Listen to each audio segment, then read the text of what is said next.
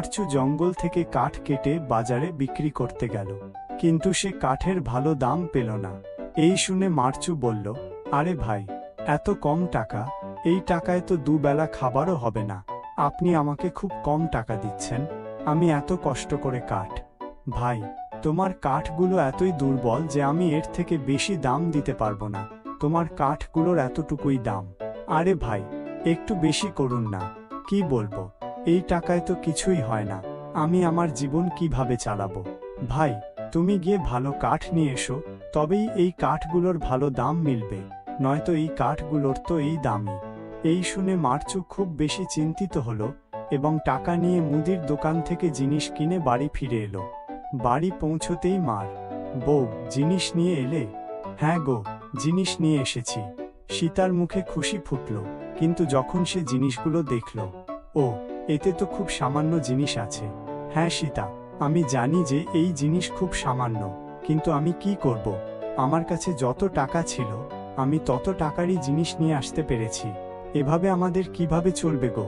তুমি তো জানোই যে আমরা কত কষ্টে দিন যাপন করি।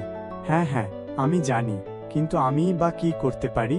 আমার কাছে এত টাকা নেই যে আমরা একটি ভালো জীবন কাটাতে পারি। এত পরিশ্রম করছি, কিন্তু তবুও পরিশ্রমের ফল পাচ্ছি না। এত পরিশ্রম করছি, কিন্তু তবুও পরিশ্রমের ফল পাচ্ছি না। আরে গো, তুমি চিন্তা করো না, তুমি অন্য কোনো কাজ দেখো। আমি অনেকবার কাজ খোঁজার চেষ্টা করেছি, কিন্তু কেউই আমাকে কাজ দেয়নি। এই শুনে সীতাও বেশ চিন্তিত হয়ে পড়ল। মারচুর সীতার এই কষ্ট দেখা হলো না। সে তার স্ত্রী সীতাকে বলল, আমি আবার জঙ্গলের দিকে যাচ্ছি। আরে গো, এখন যেও না, এমনিতেই সন্ধ্যা হয়ে আসছে। তুমি কাল যেও, এখন যেও না। ঠিক আছে, যদি তুমি বলছো তো আমি যাব না, আমি কাল যাব। এরপরে মারচু গ্রামে ঘুরতে চলে গেল। তখনই তার সাথে একজন লোকের দেখা হলো এবং সে বলল, কোথায় যাচ্ছ ভাই? আর বলো কেমন চলছে, জীবন কিভাবে কাটছে? আরে ভাই, তুমি তো জানোই যে কাঠ কেটে কিভাবে দিন চলে। হ্যাঁ ভাই, তুমি ঠিক বলছো। আর আশেপাশে জঙ্গলে ভালো কাঠও নেই। এর জন্য তোমাকে জঙ্গলের ভেতরে যেতে হবে।